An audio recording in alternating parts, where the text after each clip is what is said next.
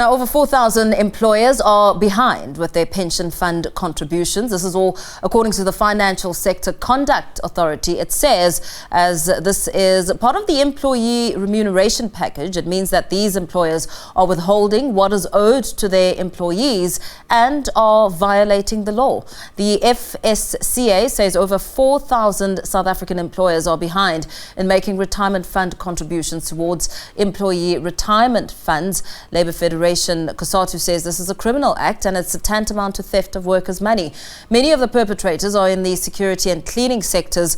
Cosatu says should a worker pass on or retire, this non-payment could leave their families in poverty, despite money having been deducted from their salaries but not being paid over to pension funds. It comes ahead of the September 1st, 2024 date, where the two-part retirement system allowing workers to access a portion of their retirement funds comes into effect.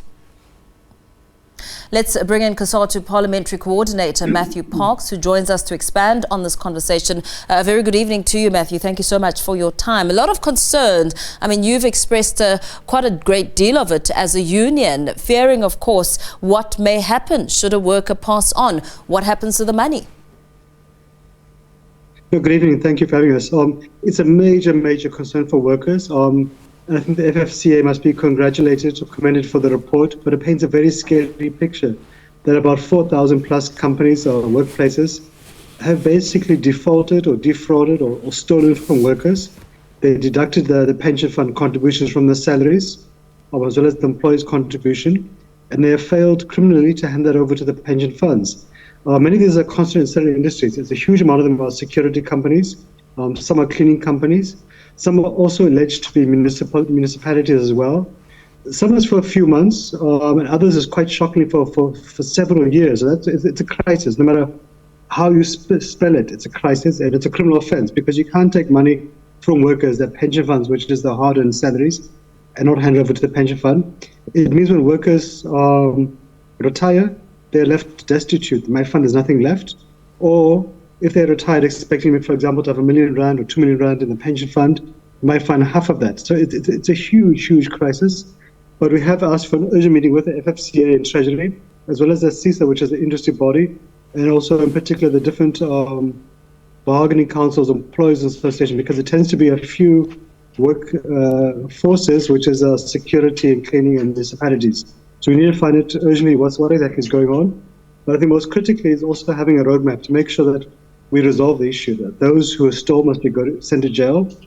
But at the bottom line, no matter what, those monies must be fetched, must be attached if needs be, and must be handed over to those pension funds. Those workers can retire in peace and comfort. But also that the interest that was accrued, which should have been accrued, also needs to be paid as well. So it really is for us, it's a very worrying thing. It's not the first time. And I think it just shows you that we can have good laws, nice laws on paper and good English words. But at time, it's a real mission to get employers, to get other parties to abide by them. So government also has got to deal with these people, make an example, and send some people to prison to send a warning to other persons. We can't tolerate this level of criminality. Yeah. As you prepare to have those meetings and you try and ventilate and get a level of understanding, what are your focal areas as you sit down for these talks and get to the bottom of it? So I think we need to make sure that all of these companies are indeed guilty of the charge. There might be some which might not be true, but even if that's the case, we think the majority would definitely be guilty. But we need to have simply a roadmap that says whatever money is owed, plus interest, must be handed over immediately within a matter of weeks and months to these pension funds. It can't be tolerated any more than that. But I think we do need to see real action from government to arrest these persons. 4,000 is not a small change. That's a lot of companies. It's a lot of workers. It's billions of rands. And it's not a question of one company or two companies which misbehave. This is a huge amount of companies. And it really shows you a level of immorality among some workplaces. And it's quite actually amazing that so many of these companies are actually security companies. Not completely shocking because how they treat security guards often is beyond shameful. But still, you would assume a security company would have some sort of integrity because of the requirements for them to be registered as security companies to be entrusted protecting other people's property. So that for us is a worrying thing. But look, it's a good thing the FFCA has shone a very powerful spotlight on it. so we can address this issue, we can make sure it's resolved, and most critically, besides paying the workers back the money which is owed to their pension funds, that this thing doesn't happen again. We can't continue to be a society where we tolerate criminality, whether it's in the public sector or here, painfully shown in the private sector as well. We just can't continue to normalize this level of behavior. What sort of impact do you think this could potentially have as we draw an edge closer to September the 1st around the two-part retirement system? Look, I don't think it will have as big an impact on that one, but it will have an impact for some workers. If some workers, so on the 1st of December, what will happen is that workers can immediately withdraw 10% up to 30,000 Rand from the pension funds. So I think in most instances, the workers would have some money they could withdraw. So that wouldn't impact them on the immediate relief of 1 September. But it does have an impact upon the savings for when they reach retirement. And that depends, on what stage of your career are you. And of course, it does have an impact on your interest that you would have accrued, which is meant to ensure that when you retire in comfort and peace and dignity. So I think the impact more is on those who are retiring now, which is going to be devastating. And of course, those who are preparing to retire in the medium-term, longer-term future. On the 1st of September, it's a slightly different discussion. The two-part reforms will come into effect. Parliament has passed both laws enabling the two-part reforms to happen. The President has signed the first bill. We expect him to sign the second one quite shortly. But they provide for the two-part reforms to happen on 1 September, so it's in the law itself, so it will happen. And we're having very good engagements as Cosatu, with Treasury, with the FFCA and SARS on government side, and then also with CISA representing the industry as well, and the Government Employee Pension Fund too, as the largest pension fund in the country. So we're having fortnightly meetings at NEDLAC just to make sure we cross all of our T's, we dot all of our I's, and to make sure everything is done. So because we want to have a smooth implementation on 1 September, we've got basically about, what month are we now in? June if I'm right. So we've got about 2.5 months to get things ready. On the legislative front, we're nearly done. SARS has assured us that they're on the tax front, they're ready. We're a little bit, the stress point more is around the pension funds, because you have about 1,600 plus pension funds. So all of them need to amend the pension fund rules and submit that to FFCA to enable it to happen. And more critically, they need to make sure they've got sufficient liquidity, administrative systems in place to make sure it can happen smoothly. So there's a lot of work that needs to be done. But I think a great thing is that we have consensus. And whilst this was a Cosatu initiative, government, industry, parliament, all political parties, led by the ANC, came on board. And now really it's about making sure we have a smooth implementation on 1 September.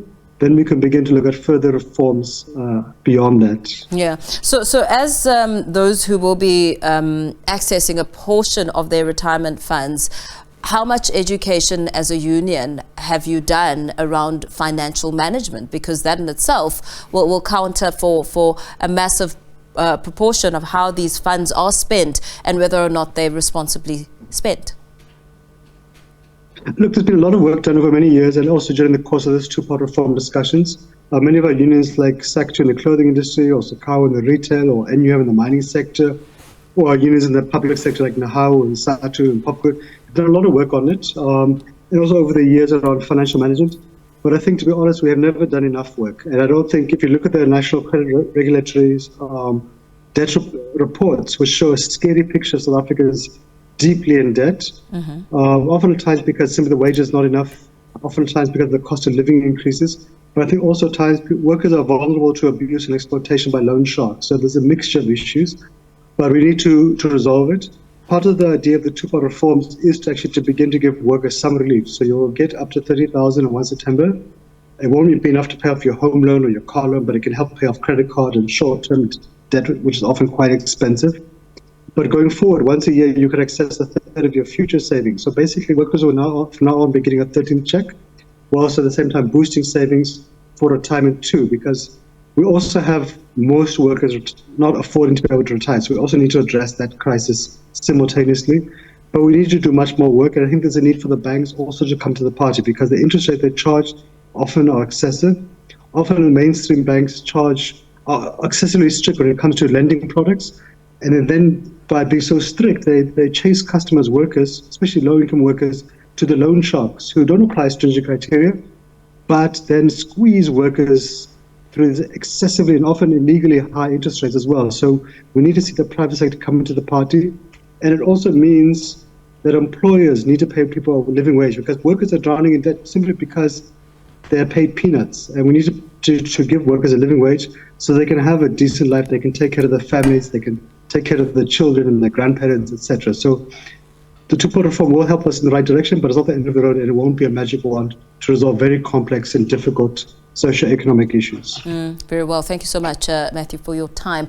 Cosatu Parliamentary Coordinator Matthew Parks there giving us some details around some concerns with the pension funds affecting over 4,000 employees.